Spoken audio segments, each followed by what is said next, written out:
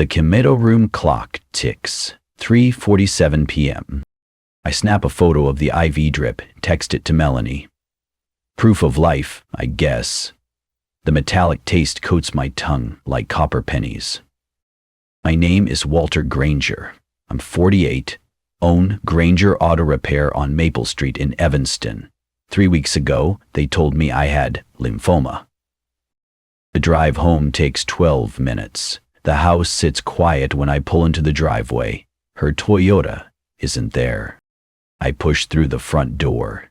Kitchen smells like yesterday's coffee. The fridge hums in the corner, same as always. But there's a note taped dead center on its door. White paper, folded once.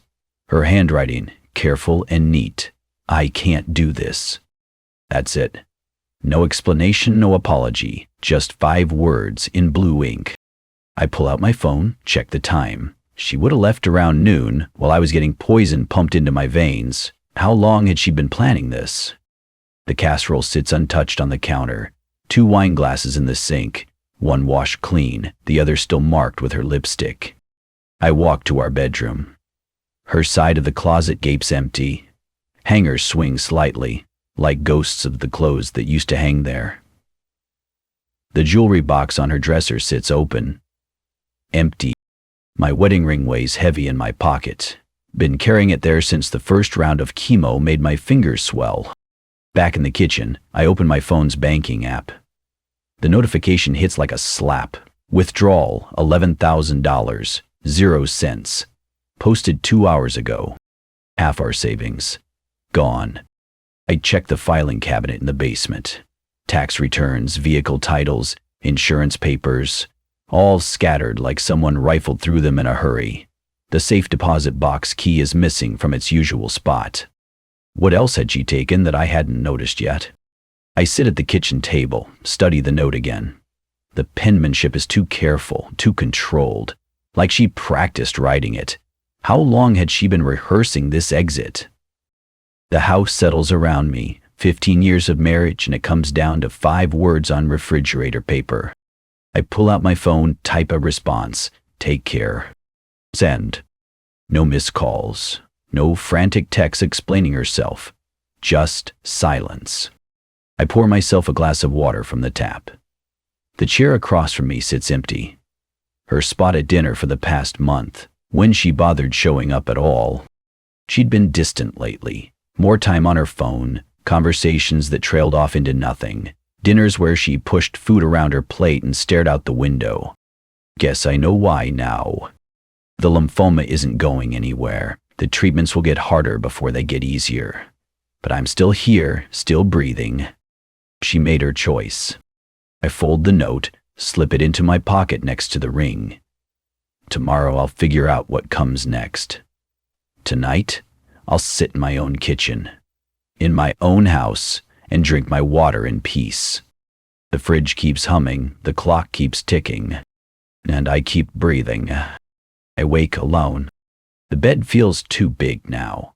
Morning light cuts through the blinds at 7:23 a.m.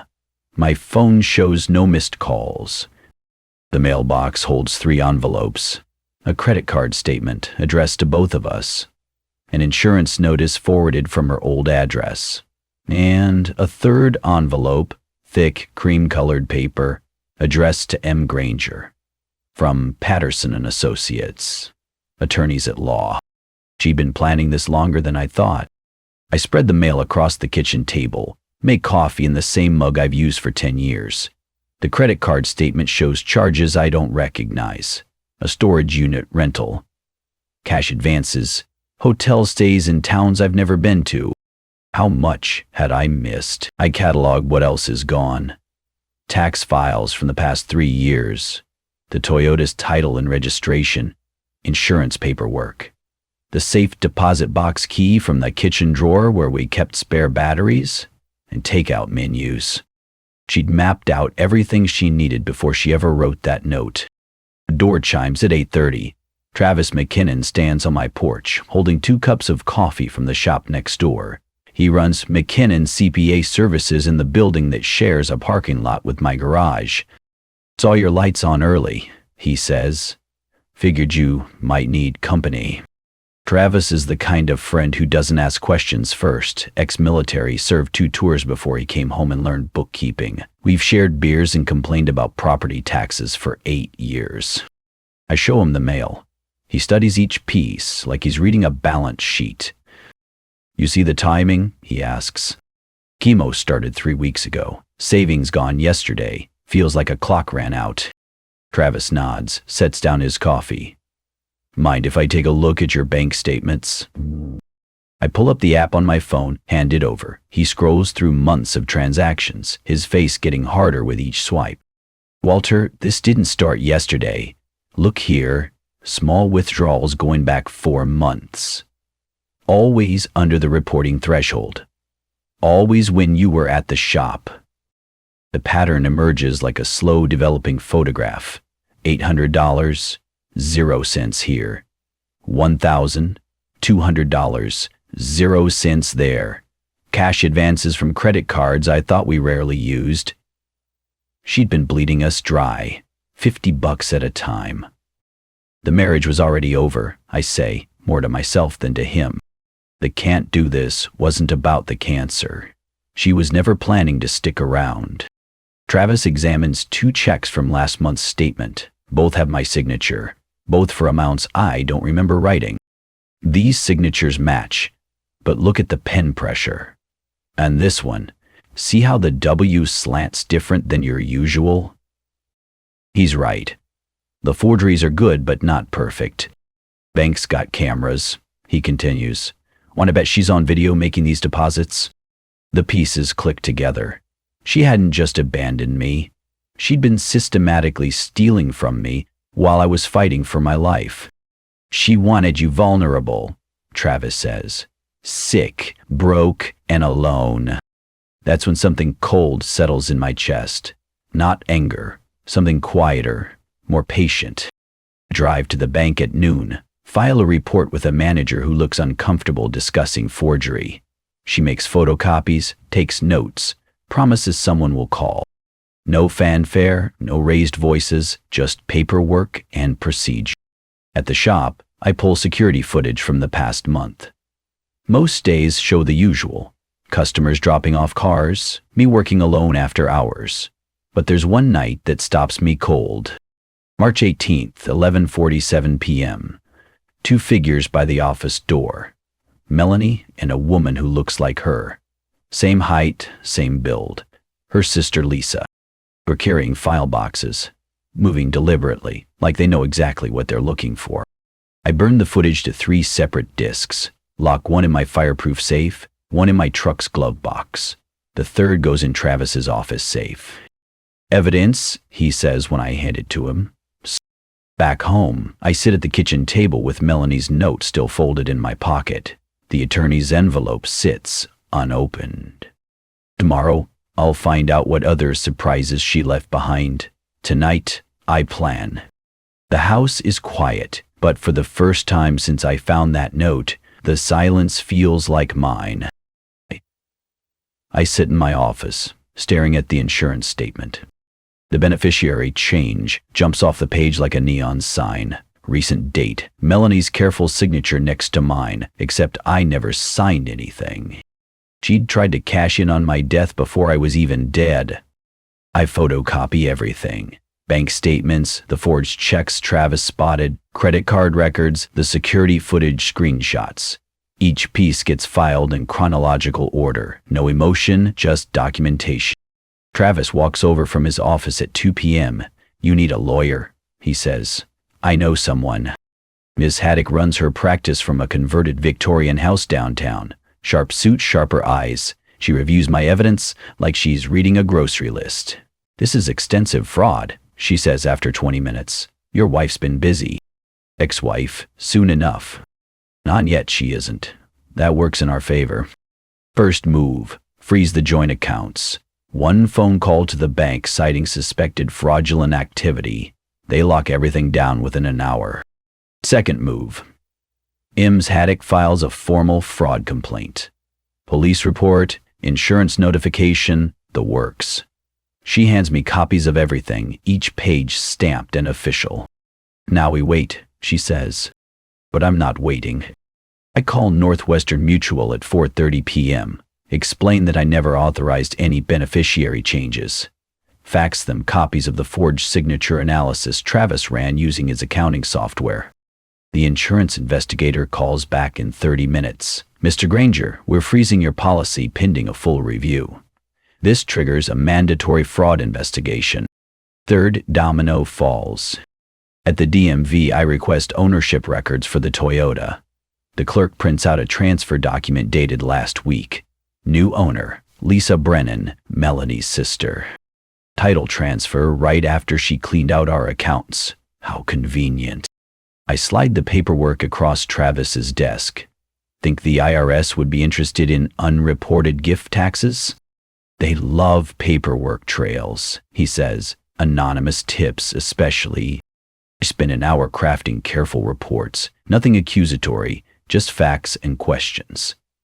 Suspicious financial activity tied to Social Security numbers, possible tax evasion, large cash transfers without proper documentation. Hit send to 3 different agencies. Mrs. Haddock calls at 6 p.m. I'm changing your shop's ownership structure, moving everything into a family trust with you as sole beneficiary. She can't touch business assets that way. How long does that take? I file the paperwork tomorrow, retroactive to last month. Smart. Melanie thought she was playing chess. Turns out she was playing checkers. I lock the shop and drive home. The house feels different now. Not empty, just waiting, like the calm before something breaks. My phone buzzes at 8:47 p.m. Text from a number I don't recognize. We need to talk. Lisa? I almost delete it, but then curiosity wins. About what? Mel's in trouble, so am I. Can we meet? Interesting, the sister wants to flip. Coffee shop on Elm, tomorrow, 10. Lisa shows up looking like she hasn't slept in days. Sits across from me, orders black coffee with shaking hands. Lisa started with disagree. She said it would be simple. Lisa starts, take some money, transfer the car, file for divorce when you were too sick to fight. Whose idea was it? Hers, all hers. She said you'd never notice because of the chemo brain fog. The phrase hits me wrong. Chemo brain fog. Like my illness was just another tool in her toolkit. She coached you? Lisa nods, pulls out her phone, shows me text threads going back months, screenshots of bank account numbers, step-by-step instructions for forging signatures, detailed plans for asset transfer. She promised me half if I helped. Said you'd be dead within a year anyway. That's when I understand. This wasn't just theft. It was a calculated bet on my life expectancy. The police called yesterday, Lisa continues. Wire fraud investigation. They want to talk to me next week. She slides her phone across the table. I'll give you copies of everything. Text chains, voice messages, all of it. I just want this to stop. I forward the evidence to Ms. Haddock from Lisa's phone. Screenshots of Melanie's detailed planning, voice messages discussing timing, even photos of documents they'd copied from my office. The trap was closing, and Melanie had built it herself. Lisa leaves, looking relieved. I finish my coffee, check my email. Message from Ms. Haddock. Insurance company confirmed. Fraud investigation triggered federal review. Your ex-wife just became a person of interest. The pieces were in motion now. No going back, no second chances. She'd gambled on my death and my weakness. Time to collect her losses. My phone buzzes at 7:15 IE. Local news alert, small business owner victim in family fraud case. Melanie's face stares back from the sidebar, blurred for legal reasons, but unmistakably her. The investigation had gone public. The article mentions Northwestern Mutual's internal audit, the IRS inquiry, multiple law enforcement agencies. They quote sources close to the investigation, saying the fraud may exceed $50,000 0 cents when all assets are tallied. I pour coffee and read every word twice. At 8:30, Lisa calls. She's sobbing before I even say hello. Walter, I'm so sorry. The FBI showed up at my apartment yesterday. They know everything. What did you tell them? The truth. All of it. Mel promised me half of everything if I helped her. Said you wouldn't last 6 months anyway. Her voice breaks. I never thought it would go this far. She said it was just borrowing from the accounts, that she'd pay it back after the divorce. But I know better now. There was never going to be any paying back. They're charging me with wire fraud, Lisa continues. My lawyer says if I cooperate fully, I might avoid prison time. The news spreads faster than I expected. Mrs. Patterson from the flower shop next door stops by around noon, brings homemade cookies and careful sympathy. We heard about Melanie, she says. I always thought something seemed off about her lately. By afternoon, 3 customers mention the news. Tom Rodriguez, who brings his truck in for oil changes, shakes his head. Man, I can't believe she'd do that to you, especially with you being sick and all. Their anger surprises me. The community had noticed things I'd missed. Mrs. Haddock calls at 3 p.m. with updates. Northwestern Mutual confirmed the forged beneficiary forms disqualify her from any policy benefits. They're also investigating whether she tried this with other policies. Other policies? Their business insurance. Life insurance through the shop. She was thorough. The police returned my stolen documents that afternoon. File boxes full of tax returns, vehicle titles, business records. Everything she and Lisa had taken from my office that night. Detective Morrison hands me a receipt. We've recovered most of your property. Your truck title, insurance papers, some cash we found in a storage unit registered under her sister's name. What about the $11,000 0 cents? Still working on that. The money moved through several accounts before we traced it. I sign the papers, load the boxes into my truck. Each file feels like reclaiming a piece of myself she'd tried to steal. Travis helps me reorganize everything in my office that evening. You see Melanie's Facebook? He asks. I hadn't looked. Her profile shows the truth. Friends who used to comment on every post have gone silent. The social circle she'd cultivated for 15 years has evaporated. Carly Hendricks unfriended her yesterday, Travis says. They were best friends since college. Even the book club ladies had distanced themselves. The yoga group, the church committee, the neighborhood wine night crowd, all gone. Her world was shrinking to nothing. Lisa's formal statement to the FBI arrives as an email attachment from Miss Haddock. 23 pages detailing every conversation, every planning session, every forged signature. She coached me on how to copy your handwriting, Lisa had told the agents. Made me practice for weeks. Said you were too sick from chemo to notice the difference.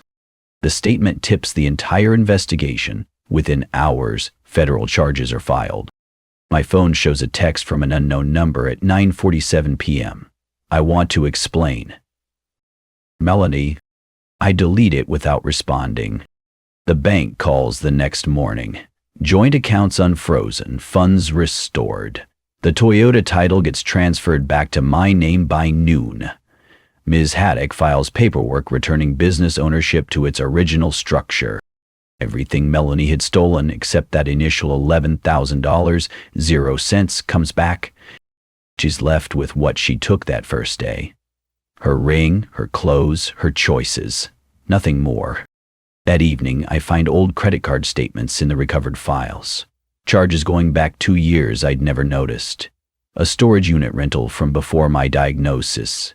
Cash advances when I thought we were financially stable. The betrayal hadn't started with the cancer. The cancer had just given her permission to finish what she'd already begun. All those quiet dinners, all those conversations that trailed off into nothing, she'd been planning this for years. The note on the fridge hadn't been an exit. It had been a completion. I stand in my garage. The sun rises through the east window, painting my tools in gold. 6:42 a.m. EM. The neighborhood sleeps. I'm alone, still sick, still fighting, but sovereign. The note from the fridge sits in my hand. I can't do this. 5 words that once felt like a death sentence. Now they feel like a gift. I fold it once, walk upstairs to the attic. Pull down the old lockbox from behind the Christmas decorations. Inside, our wedding photo from 15 years ago. Melanie in white, me in a rented tux, both of us smiling like we believed in forever. The note goes in next to the photo. Lock the box, push it back into the shadows. Some things deserve to be forgotten in their own time. I walk to the shop, keys heavy in my pocket. The lock turns smooth. Door swings open to reveal the organized chaos I've built over 8 years. My office desk bears the scars of 1,000 coffee cups and 10,000 invoices. I sit down, pull out a fresh ledger from the supply cabinet. First entry, blue ink, Wednesday. Started over. I slide my wedding ring into the bottom drawer, next to spare pins and old business cards. The gold catches light for a second, then disappears into the dark. The shop smells like motor oil and spring air drifting through the open bay doors. Honest smells, real work waiting to be done. I pull on my old work shirt, the gray one with patches at both elbows and a small tear at the collar, thread a needle, repair the tear with careful stitches. Some things are worth fixing. Others need to be let go. The world feels smaller now, quieter, but every inch of it belongs to me. No lawyers, no investigators, no reporters asking for statements. Just the sound of an air compressor cycling on. Traffic picking up on Maple Street. My own breathing steady and sure. At 7:30, Tom Rodriguez knocks on the bay door. "Morning, Walter. Ready to look at that transmission?" "Always," I say. I grab my tools, flip on the overhead lights. The work begins again, same as it has every day for 8 years. The difference is, everything else has fallen away. The lies, the performance, the marriage that was already over before I knew it. I choose this, the early mornings, the honest work, the quiet life I've built with my own hands. The sun climbs higher, the shop warms up, another day starts. I'm still here,